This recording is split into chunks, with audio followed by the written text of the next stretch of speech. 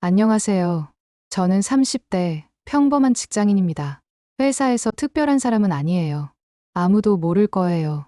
제가 유전성 간질, 정확히 말하면 뇌전증을 가지고 있다는 거요. 저는 태어날 때부터 이 병을 가지고 태어났습니다. 처음 발작이 왔을 땐 유치원생이었고, 어느 날 갑자기 눈을 뒤집고 쓰러졌다고 해요. 엄마는 얼마나 놀랐을까요? 그때부터 제 인생은 조금 다르게 흘러가기 시작했죠. 다른 애들처럼 뛰어놀 수 없었고, 매일같이 약을 챙겨 먹는 삶. 발작이 언제 올지 몰라 늘 긴장하며 살았어요. 그리고 그렇게 어른이 됐습니다. 사회생활도 하고, 출근도 하고, 회식도 하고, 그냥 정상인인 척 살았습니다. 하지만 연애만큼은 자신이 없었어요. 이 병을 알면 도망가겠지. 혹시 발작이라도 하면 무서워하겠지. 아이를 낳아도 이 병을 물려받을지도 몰라. 이런 생각 때문에 사랑은 저에게 사치 같았습니다. 그래서 연애도 피했고, 결혼은 아예 마음에서 지워두고 살았어요. 저는 연애를 해본 적이 많지 않습니다. 아니, 애초에 제대로 시작해본 적이 없었어요. 혹시 발작이라도 하면 어떡하지? 이 병을 알면 떠나겠지. 그게 늘 두려웠거든요. 그래서 누가 다가오면 더 먼저 거리를 뒀습니다. 그런데 그날은 조금 달랐어요. 회사 복도에서 우연히 마주친 사람이 있었습니다. 다정하게 웃으며 괜찮으세요? 라고 묻던 그 남자. 저는 순간 놀라서 그냥 고개만 끄덕였어요.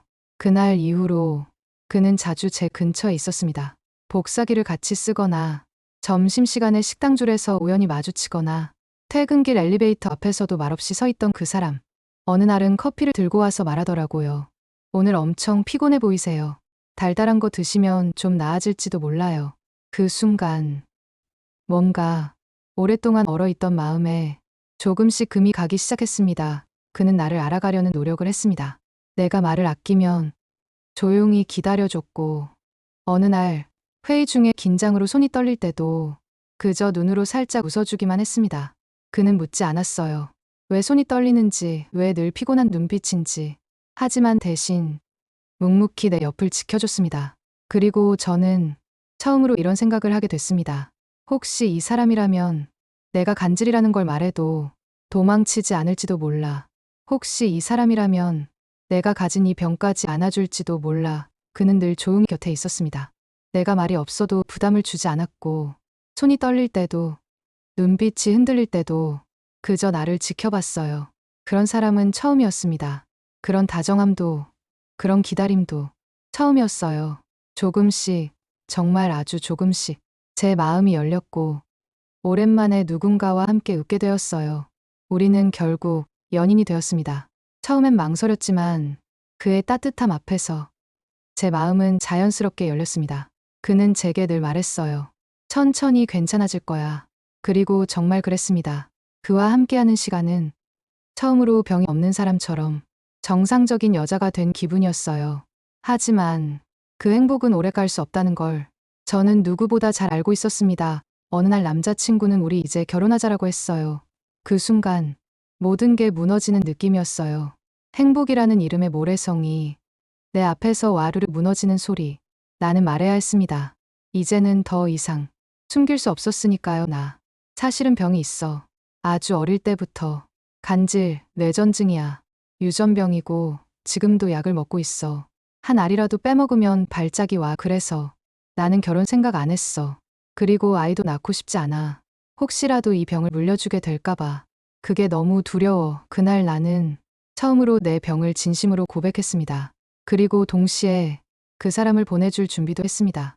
사랑하니까 내가 안고 있는 짐까지 그에게 안길 순 없었거든요.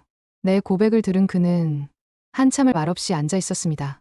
그리고 조용히 제 손을 잡고 이렇게 말했습니다. 괜찮아, 입양하면 되지. 나는 너랑 함께 살고 싶은 거야. 아이보다 네가 중요해. 그 말에 저는 눈물이 났습니다. 처음으로 병을 가진 나를 그냥 있는 그대로 받아주는 사람을 만났다고 느꼈습니다. 그리고 그렇게 우리는 결혼을 진지하게 준비하게 되었어요. 첫 단계는 예비 시어머니를 뵙는 일이었습니다. 그날은 하필 약이 떨어진 날이었어요. 매달 병원에 가서 받는 약인데 바쁘다는 이유로 하루를 넘긴 것이 하필이면 그날이었습니다. 마음속으로 한두 알쯤은 괜찮겠지. 그렇게 스스로를 위로하며요. 그를 따라 식당으로 향했습니다. 처음 뵌 예비 시어머니는 간호사로 30년 넘게 근무하신 분이었습니다. 말투도 또박또박하고 자기 관리와 위생에 민감한 분이었죠. 하지만 저는 긴장으로 손이 바르르 떨리고 몸이 점점 경직되어 갔습니다. 식사를 하면서도 포크를 들고 손이 떨렸고 안색은 점점 창백해졌어요. 약기운 없이 앉아있기엔 너무 긴장이 컸던 거죠. 어디 많이 아프니? 얼굴이 하얘지고 손도 덜덜 떨고 감기라도 걸렸니? 아니에요. 그냥 조금 긴장해서요. 시어머니와의 식사 자리 이후 저는 며칠 동안 아무 말도 하지 못했어요. 그리고 며칠 후 시어머니에게서 다시 연락이 와 식당에 앉아 있었어요. 식사가 끝날 무렵 시어머니께서 말씀하셨어요. 요즘은 결혼 전에 건강검진서와 범죄 이력서를 확인하는 게 당연하다고요. 아들도 다 했으니 너도 준비해 오면 좋겠다고 하셨어요. 겉으로는 공평해 보였지만 사실은 분명한 선을 긋는 말씀이었어요. 그 순간 더는 숨길 수 없다고 생각했어요. 조심스레 입을 열었어요. 어릴 때부터 유전성 간질, 즉 뇌전증을 앓고 있다고요. 약을 매일 먹고 있고 약을 놓치면 발작이 올 수 있다고요. 아이를 낳는 것도 어렵다고 생각하고 있다고 솔직히 말했어요. 그래서 입양을 생각하고 있다고 말씀드렸어요. 카페 안을 갑자기 얼어붙었어요. 시어머니 얼굴이 굳어지고 단호해졌어요. 내가 뇌전증에 대해 솔직히 말씀드렸을 때 시어머니는 얼굴이 금세 굳어지더니 크게 화를 내셨어요. 너는 그걸 숨기고 결혼하려고 했니? 목소리는 점점 커졌고 식당 안이 시끄러워질 정도였어요. 그분은 결혼은 절대 안 된다고 말씀하셨어요. 우리 집은 그런 병력 있는 집안 안 받아라며 아들이 뭐라 해도 결혼 없던 일로 하자고 하셨어요. 그 자리에서 저는 얼어붙을 수밖에 없었어요. 내 병 하나로 이렇게 거절당하는 순간을 처음 겪었거든요.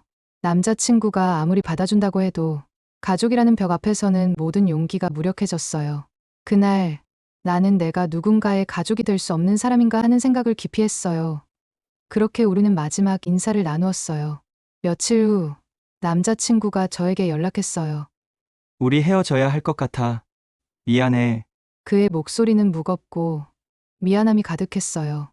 나는 아무 말 없이 그 말을 들었어요. 마음 한켠이 무너지는 듯했지만 그가 힘들어한다는 걸 알기에 더 이상 붙잡지 못했어요. 그렇게 우리는 서로를 위해 조용히 헤어지기로 했어요.